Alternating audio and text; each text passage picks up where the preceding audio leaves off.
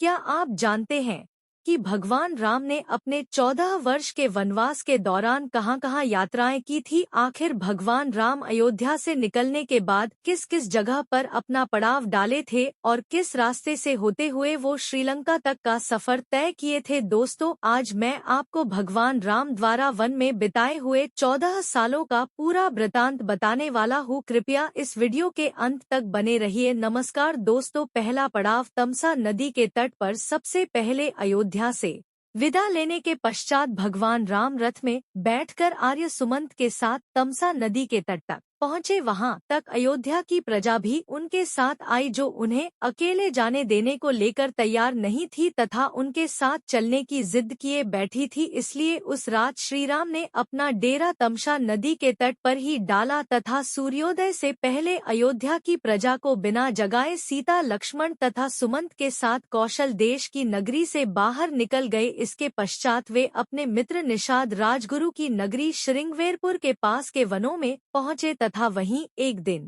के लिए विश्राम किया। उनके मित्र निषाद राज ने उनका बहुत आदर सत्कार किया। अगले दिन उन्होंने सुमंत को रथ लेकर अयोध्या लौट जाने का आदेश दिया तथा वहां से आगे पैदल ही यात्रा करने का निर्णय किया। फिर उन्होंने केवट के सहारे गंगा नदी को पार किया था। गंगा नदी पार करके श्री राम, माता सीता, लक्ष्मण तथा निषाद राजगुरु के साथ प्रयाग चले गए। वहां उन्होंने त्रिवेणी की सुंदरता को देखा तथा आगे मुनि भारद्वाज के आश्रम पहुंचे। यहाँ उन्होंने मुनि भारद्वाज से अपने रहने के लिए उत्तम स्थान पूछा, जिन्होंने यमुना पार चित्रकूट को उत्तम बताया। इसके पश्चात श्री राम ने अपने मित्र निषाद राजगुरु को भी वहां से वापस अपनी नगरी लौट जाने का आदेश दिया तथा माता सीता व लक्ष्मण के साथ यमुना पार करके चित्रकूट चले गए। चित्रकूट पहुंचने ही उन्होंने वाल्मीकि आश्रम में उनसे भेंट की तथा गंगा की धारा मंदाकिनी नदी के किनारे अपनी झोपड़ी बनाकर रहने लगे। यहीं पर उनका भरत से मिलन हुआ था। भरत अयोध्या के राज परिवार सभी गुरुओं मंत्रियों के साथ श्रीराम को वापस लेने पहुंचे थे, लेकिन श्री राम ने वापस लौटने से माना कर दिया था। इसके कुछ समय पश्चात श्री राम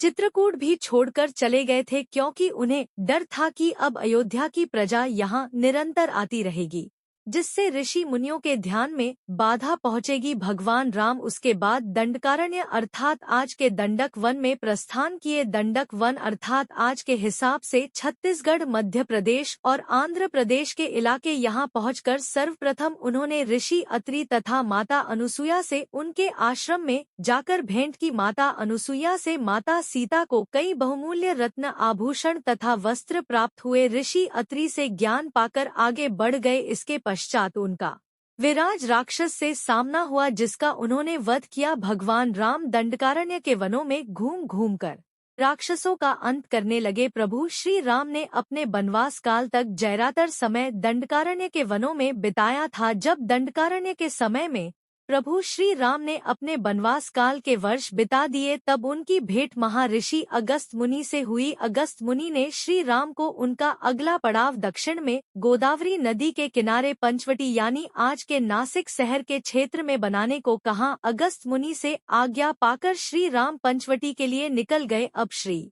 राम गोदावरी नदी के किनारे पंचवटी में अपनी कुटिया बनाकर रहने लगे, जहां उनकी भेंट जटायु से हुआ। जटायु उनकी कुटिया की रक्षा में प्रहरी के तौर पर तैनात रहते थे। इसी स्थल पर सूर्पनखा का नाक लक्ष्मण जी ने काटा था और फिर रावण ने सीता जी का हरण भी यहीं से किया था। पंचवटी का इलाका आज के नासिक के क्षेत्र में पड़ता है। माता सीता की खोज करते हुए श्री राम जटायु से मिले, जो मरणासन में स्थित थे। उन्होंने श्री राम को बताया कि रावण माता सीता को अपने पुष्पक विमान में बिठाकर दक्षिण दिशा में ले गया है। इसके बाद उन्होंने जटायु का अंतिम संस्कार किया था तथा आगे बढ़ गए। आगे चलते हुए उनकी भेंट कबंध राक्षस से हुई, जिसका उन्होंने वध किया। इसके पश्चात उसने माता शबरी की कुटिया का पता दिया। वहां उन्होंने शबरी के दिए जूठे बेर खाए तथा शबरी ने उन्हें किष्किंधा के राजा बाली के छोटे भाई सुग्रीव का पता बताया। माता शबरी से सुग्रीव का पता पाकर भगवान राम अपने भाई लक्ष्मण के साथ ऋषिमुख पर्वत पहुँचे, जहां उनकी भेंट हनुमान सुग्रीव जामवंत था उनके साथियों से हुई। और ऋषिमुख पर्वत आज के कर्नाटक के हम्पी के इलाके में पड़ता है।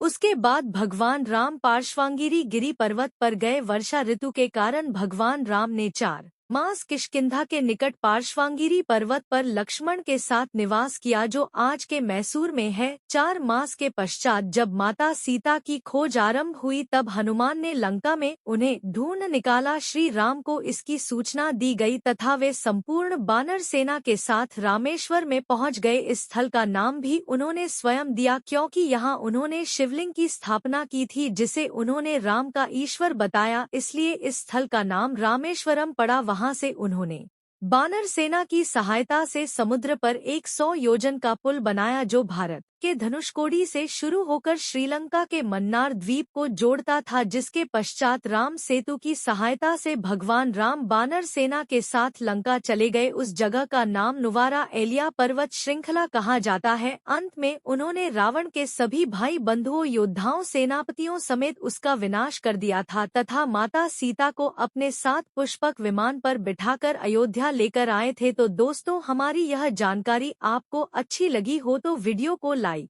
कीजिए, चैनल को सब्सक्राइब कीजिए और ज्यादा से ज्यादा शेयर भी कीजिए।